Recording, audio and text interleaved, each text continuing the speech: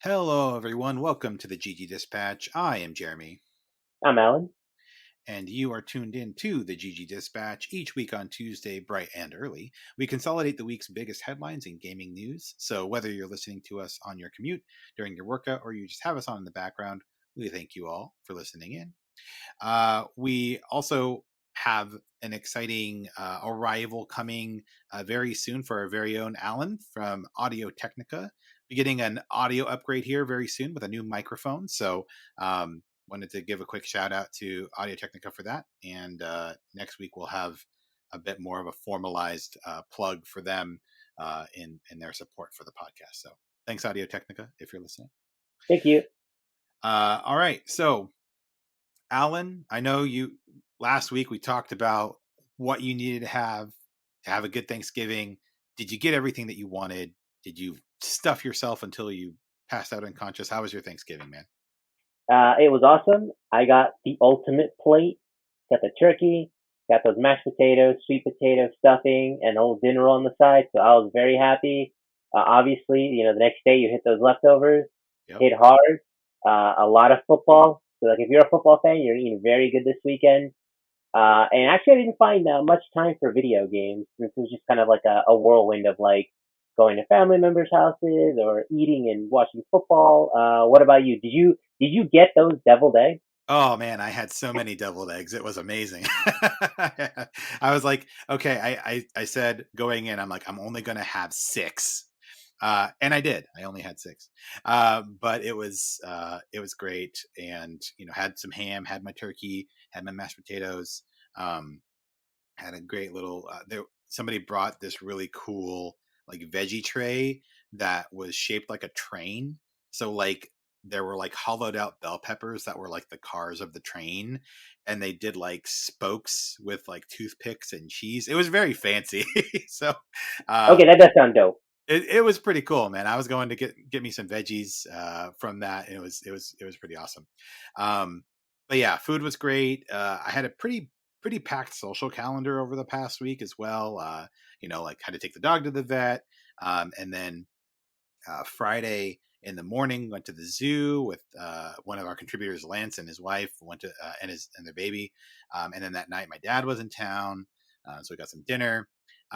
But I definitely made some time for some Spider-Man 2 this past week, and on Black Friday I made some purchases.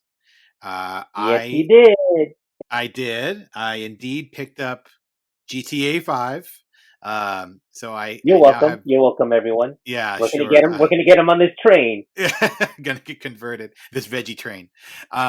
So GTA 5 is in my library, and I also got Resident Evil 4 Remake for a great deal. It was $30. So yeah, Walmart had some really good deals going on online, and I also saw there were some crazy deals like in the store. They had some clearance on like Live Alive and some of those like Switch games that usually are like minimum $45-$50. People were getting for like 15 or 20. Like, I yeah, they were getting some good prices in the store. So, yeah, overall, I also picked up Cyberpunk 2077 and Phantom Liberty. So I got that off of Steam, and then I picked up Sekiro as well. Got my digital copy. So I did a little shopping for myself. I'm a big boy. I buy myself most of my Christmas presents. So actually, some lucky gamers out there. I'm hoping maybe someone in our audience got PlayStation 5s from Target for $349.99. That was wild. I saw that. Yeah, that's crazy. I mean, that's I was looking around on eBay too, and like there are definitely some options out there, around the $400 mark. But most of them are like used and stuff. But like fresh in box disc version for $350, come on, like that's insane. So shout out to anybody who was able to land that deal. And yeah, overall, great Thanksgiving, great weekend. Got back to it today. Work was insane, but I think folks who had the privilege of having some time off over the last week, uh, they knew what they were getting into. So just kind of the nature of the beast. But enough about that. We've got a few things to talk about today. We've got 6 stories in total. So the first one being Geoff Keighley's comments on the Game Awards. So Geoff Keighley recently did a Q&A, and IGN featured it in an article basically talking about how, well, there were a few things that were addressed in here.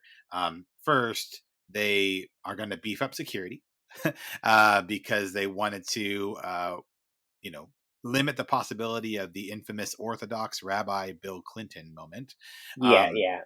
where that kind of strange kid showed up and just randomly started spouting nonsense on stage. Um, and then there was also, not much longer after that, there were 2 attendees that crashed to the stage during opening remarks at Gamescom. So overall, Keeley has learned his lesson and is trying to make sure there's plenty of security for these events. Good Um, call. Good call. yeah, I mean, it's entertaining, right, for us as like viewers, but it also must be like mortifying, obviously, for the event organizer. And of course it's somebody going up and saying silly things, but obviously the undertone of that is somebody is there who shouldn't be, and it could be somebody much more dangerous, right, than somebody Oh, who's just going up to absolutely. say Yeah. silly stuff. So the bottom line is, gotta lock that gotta lock that shit down. So and that's Keeley's plan, sounds like. um he also addressed the recent controversy around the nomination for Best Indie Game for Dave the Diver. And so essentially, basically saying that independent can mean different things to different people. And it's sort of a broad term, right? Uh, and he said it's made by a group named Mint Rocket. It's a smaller game from a smaller group, but it's part of Nexon, et cetera, et cetera. So basically, he's making the argument that even though Nexon is funding it, the team that made it is small, therefore it's indie. Uh, I think a stronger part of his argument was this is what the jury chose, right? Like, and the yeah, jury is other journalists and peers in the industry. yeah, So there's not much the Game Awards can do if that's who they chose. yeah, I just think that he could just say, hey, you know what? Let's go ahead and maybe rethink that category or split it out or something. But I do think that even though people aren't necessarily happy, it was still good to have the discourse of like, okay, what does it really mean to be an indie studio these days? yeah, yeah, for sure. I'm still of the mind that, you know, that Nexon is too big.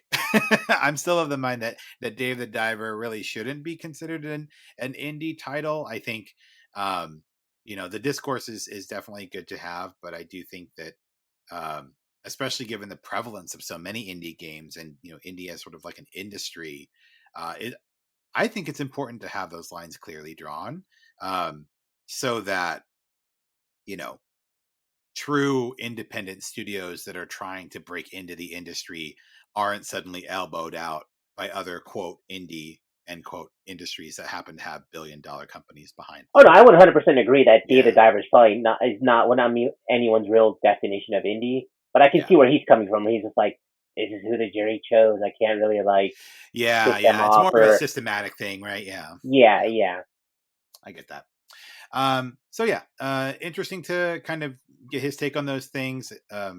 Interested to see, what the game awards look like.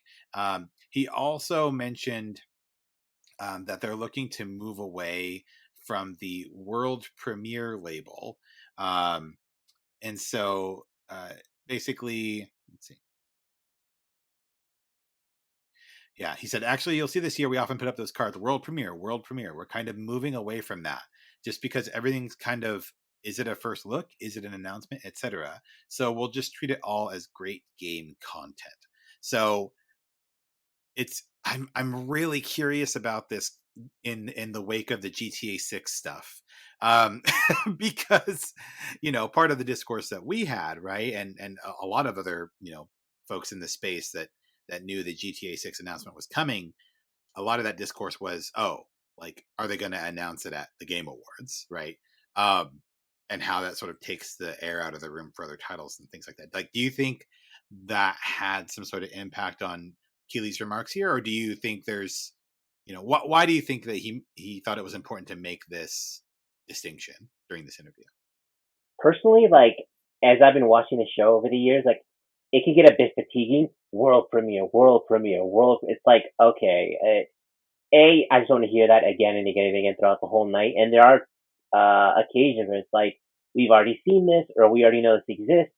So is this really a world premiere? So I think it's smart on his part to like reassess what it is they want to call whatever it is they're presenting to the audience. Because I think there can be sort of like world premiere fatigue, or it can quickly become a bit negative online of like, oh, we already saw this. This isn't a world premiere and stuff like Right, that. right. I get that. I get that. Um, so yeah, we'll see. I still think that ultimately, uh, Rockstar is going to show GTA 6 separately. I think it's going to be its own thing. And I think we can all look forward to whatever the Game Awards has to show us, to start looking forward to 2024, because I mean, this last year has been so crazy. I know everybody and their mama and their uncle are telling you how crazy this year has been, and it's true. But because of that, I think it's really important that we are looking forward into 2024 with anticipation, with excitement, because there may be some gamers out there that are saying to themselves, like, where do you go from here?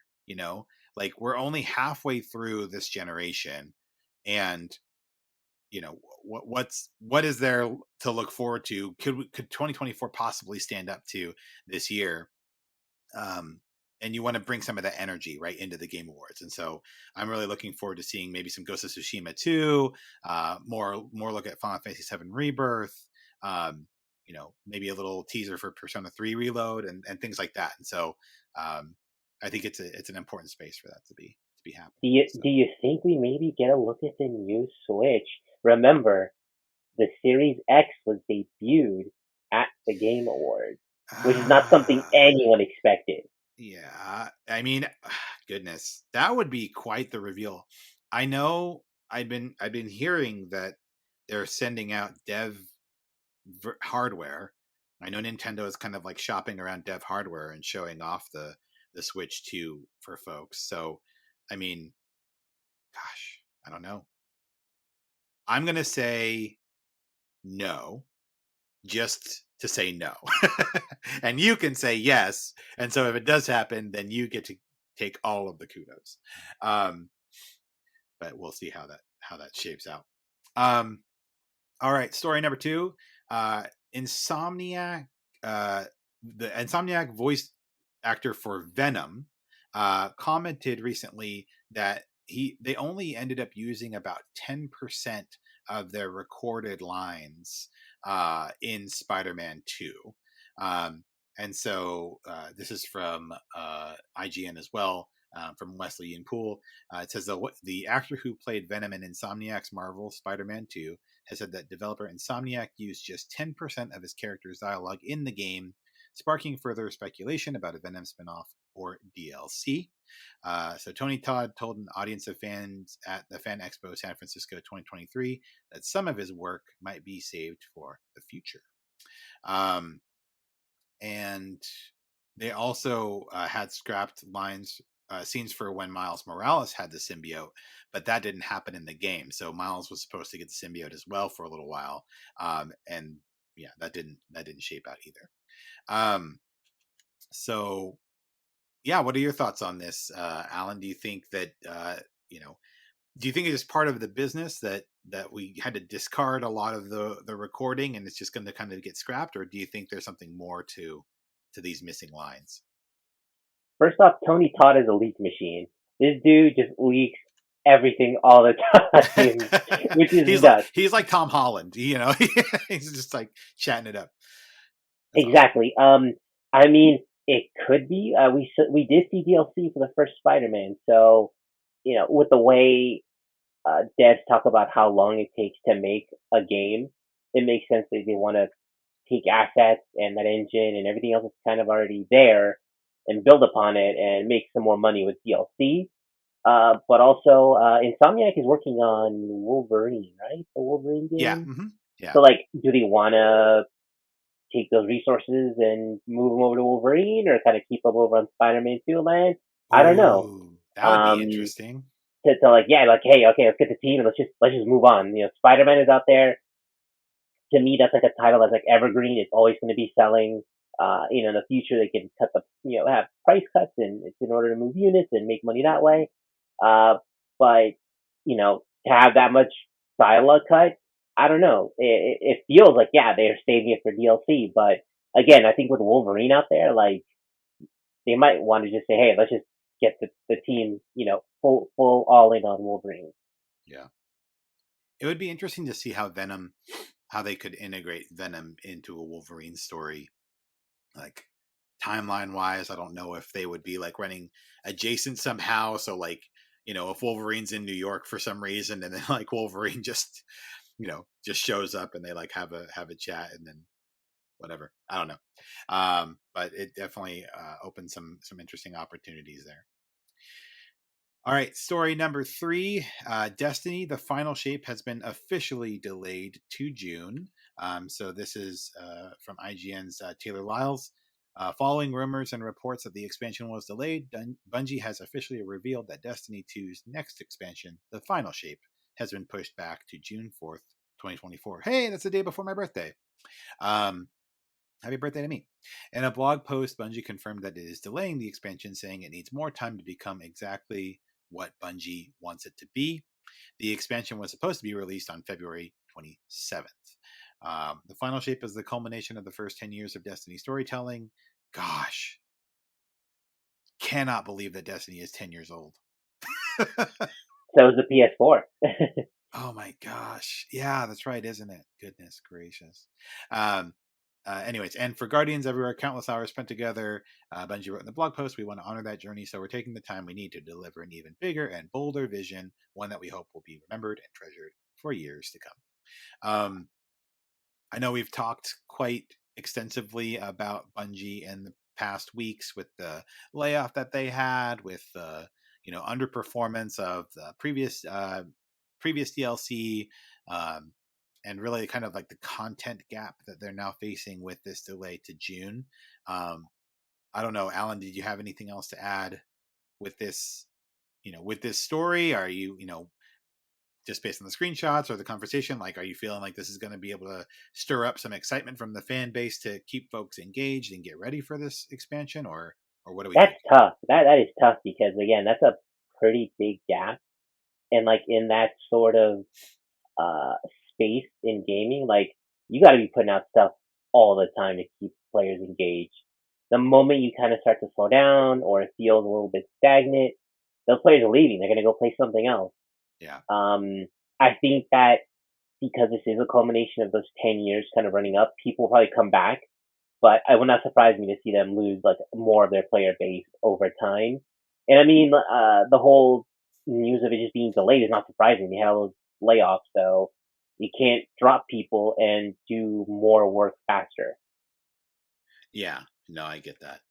It's yeah, I again, I got into Destiny for a bit, and I had a good time with my friends, but when it comes to games as a service, you have to have that special sauce, right? Like you have to be able to have content that's fresh, that's new, um, that you're bringing folks in to complete their dailies, to be engaged in the world constantly. And, you know, if it's going to be another 7 months, 6 months before the, the player base gets something new, I mean, we might see those numbers tick up in like April, right? Because I mean, at least in my experience, when a new expansion is coming, you see an uptick in that short time period leading up to the expansion as people play catch up.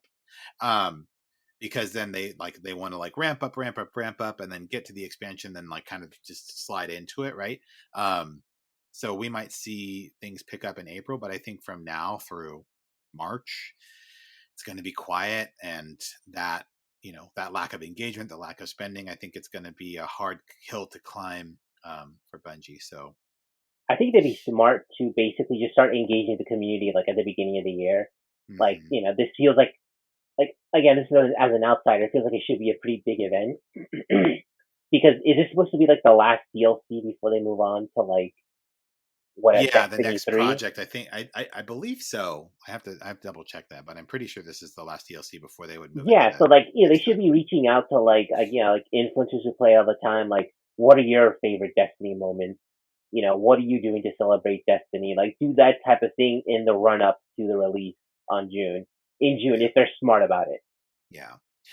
It's also a bit of a goodwill tour, right? I can see how that could be a little challenging because you don't want to, it could be tough for influencers to like take that path because of course their community is going to be like, why are you palling up with Bungie after what they did, et cetera, right? So like everyone has to sort of play this sort of political like game kind of balancing act.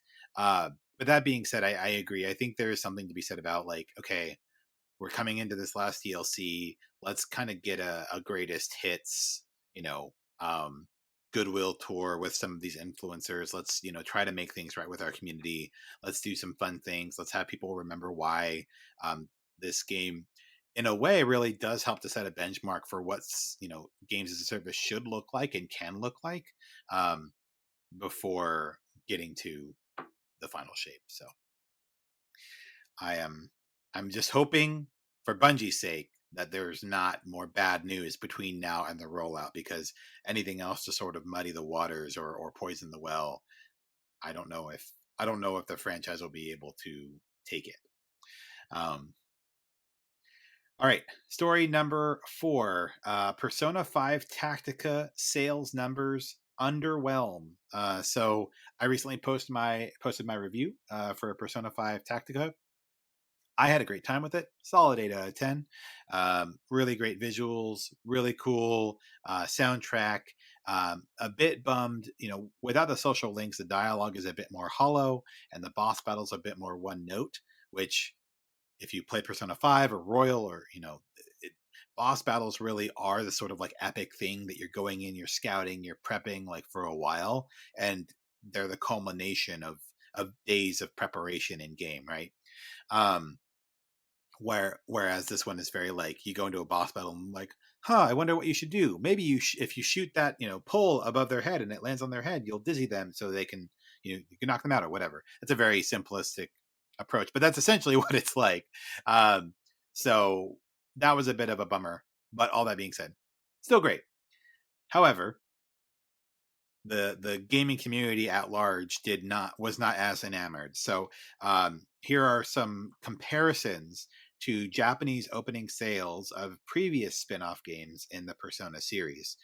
So way back in the yesteryear of 2014, Persona Q Shadow of the Labyrinth did 186,398 copies in its first week.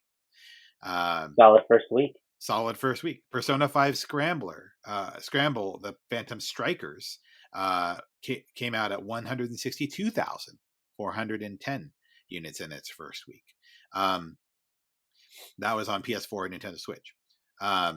Persona 4 Arena had 126,664. Persona 4 Dancing All Night, 95,157 on the Vita, etc., etc. And then we get to Persona 5 Tactica, combined on the Switch and PS5 had 42,000 and change, like 42,100 in week one. Ouch. Um, Not the best. So I think, well, first of all, Alan, are you familiar with the Persona franchise? Is this something that you get into? Is this your Uh, bag? yeah, yeah. As we discussed before in previous episodes, I have played Persona 5. That was like my first entry into it. Oh, And right, right, right. Yeah, yeah. I put like a solid 100 hours of that. I love that game, the art style, the yeah, vibe. I'm all in. I have Persona 5 Tactica downloaded to my Xbox because I have Game Pass. yeah. I just have not had a chance to like really dig into it because of the holidays and everything. But I'm hoping to dig into it too. Yeah. Um, so I think, I saw some conversation online, just, Persona 5 as a franchise has been around for a bit. And so while the characters are very, you know, recognizable, beloved by the Persona fan base, a lot of folks were saying, hey, this is a clear sign. It's time for Persona 6, right? Um, it's time for something fresh. It's time for, a new cast of characters to move on to, because obviously the train has reached the end of the line for Persona 5 when it comes to new content. I think that folks will continue to discover Persona 5 and fall in love with Persona 5, but it isn't enough to drive new titles, new content. So it's unfortunate that it had to underwhelm with a title that I think deserved a lot more attention and a lot more love. But you know, every franchise comes to it at a certain point, unless you're an evergreen like Mario or Sonic, right? But every franchise eventually comes to a solid conclusion, and I think this is that point for Persona 5. So Yeah, I like it. They have had a lot of spin-offs off of Persona 5. So I agree that it's time for Persona 6, but I think that this is more indicative of that genre, that tactics type genre. It's just a niche. Like, there's no way around it. Like, even if you love Persona 5, doesn't mean you're gonna love this sort of new approach and this new gameplay. Like, if you're not at all into tactical type games, which most people kind of aren't, it's just you're just not gonna get it. So I think this is more indicative of that, then Persona 5 doesn't got any juice anymore. But I also agree that yeah, let's go for Persona 6. Get something, some new characters, new world, all that. yeah, definitely. All right, story number 5. Gears of War franchise narrative director joins Sony Santa Monica. So this is from videogameschronicle.com, from Chris Scullion. So the former franchise narrative director for the Gears of War series has joined Sony's Santa Monica studio. So Bonnie Jean Ma is swapping Gears of War for God of War, announcing on X, formerly Twitter, that she has joined Santa Monica studio as a narrative director. All right, let's do this, she wrote. I'm so excited to share my news. I've joined Sony Santa Monica as a narrative director. I'm beyond thrilled to be working with this team and studio. Let's go. Ma originally had a background in film and TV, entered the game industry in 2008 when she was a writer and narrative designer on Warhammer 40,000 Space Marine and Warhammer 40,000 Dark Millennium Online. Um, so, yeah, I'm interested to know what the ramifications of this are. Um, I don't know. Do you have any uh, any theories? Any thoughts on this?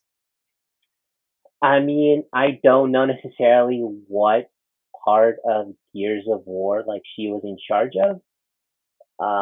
So it's hard to really tell. I mean, like for me, Gears of War is never like, oh, what amazing narrative, what amazing writing.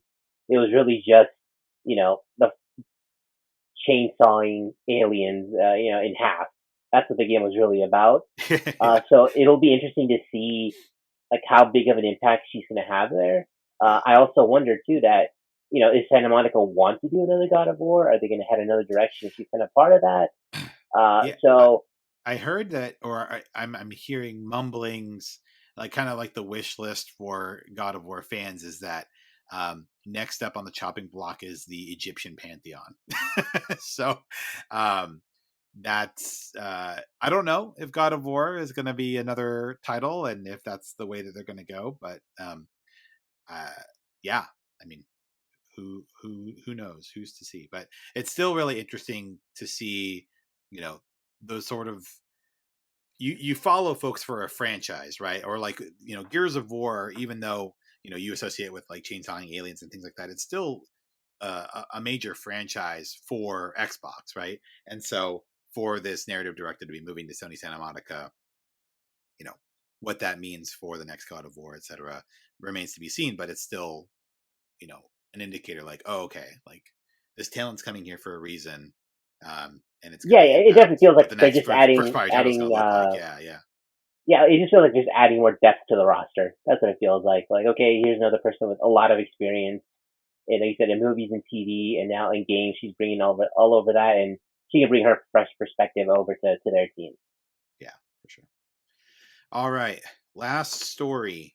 Eminem confirmed for a Fortnite concert. So this is from The Verge. From Emma Roth. So the leaks were true. Eminem is coming to Fortnite as part of the game's Chapter 4 finale. Epic Games has confirmed Eminem will appear during the live finale, while players will get to purchase a few different skins modeled after the rapper. The finale event, called The Big Bang, will kick off on December 2nd at 2 p.m. Eastern. You can watch Eminem as Eminem during the event. So, yeah, I'm a fan of Eminem myself. I know we've previously talked about, Fortnite's concert series and what that means for the concept of like the metaverse and, enjoying things virtually. But um, I don't know what do you think? There's anything to Eminem being in this concert, or using Fortnite as a medium to, I don't know, potentially release a new song, do a new album? Like, I don't know. What do you think this is all about, or what are your Uh, thoughts on this? I think it's probably just for him an interesting way to get to probably a new audience, an audience that hasn't really had a chance to hear him before. Because typically, when they kind of do that whole switch over from like one like season part whatever to season part whatever, it's something that a lot of people like to join in. People will clip it out, like their experience, and post it to YouTube. So to me, it's more of that, of him getting just an exposure to a new audience. It wouldn't surprise me if he releases a new song. I don't know if it'll be a whole new album. Personally, it doesn't really do much for me. Like, I'm not like a huge Eminem fan. I'm not going to buy any skins or anything. But again, it does speak again to what we were talking about as being like the metaverse that like Zuckerberg kind of wishes he had over on Facebook and on the Meta Quest and all the VR stuff they're doing. In that Fortnite is so many different things to so many different people, and this is like proof of that. Yeah, for So, sure. yeah. Another reason to get back into the game. For Eminem fans, of nobody else, right? They're like, I've never played Fortnite before, but I'll go and check out this concert thing. So it is interesting how they bring in new players, right? All right, those are all of our major stories. We do have some upcoming releases that we wanted to spotlight, starting with Last Train Home. So, Last Train Home is a real time strategy game developed by Ashbourne Games and being released by THQ Nordic. Um, Roots of Pacha, which is a farming and life simulation video game that's set in the Stone Age, which is kind of fun, and was funded as a Kickstarter campaign. This is from Critivo. And then Arcadian Atlas, which is another sort of indie game that's tactical role playing style, developed by Twin Otter Studios and published by Serenity Forge. It's definitely has a kind of Final Fantasy Tactics sort of feel, and played it a little bit at some of the previous pack shows and had a good time with it. Um, and then finally, interestingly, Arkham Trilogy is finally coming to the Switch, of all things. So we'll see how it performs on the Switch, but that should be arriving on the first. So just a few games that you can look forward to this week. As a reminder, on Game Pass, you can play all of Yakuza. All of the Yakuza titles are on there. I silly me purchased the collection on Steam without realizing that it was all on Game Pass. So don't be like me. Take advantage of those awesome games on your Game Pass if you haven't already, as well as Persona 5 Tactica. Make sure you spend some time with that. What about What about you, Allan? Any recommendations for folks to dig into on Game Pass, or any other new games that you're excited to check out? Nothing new that I want to check out. However, it might be available, might not. Check out your local Target or just Target.com. They're giving out Game Pass at 25% off, which is a pretty good discount, Oh, considering that Xbox themselves never put it on sale on like the Xbox dashboard or anything like that. yeah. So that's a good way to pick up some Game Pass and check out a lot of these games. All right. Okay, everyone, that does it for today's episode. Until next time, I'm Jeremy. I'm Allan. Hope you all keep gaming.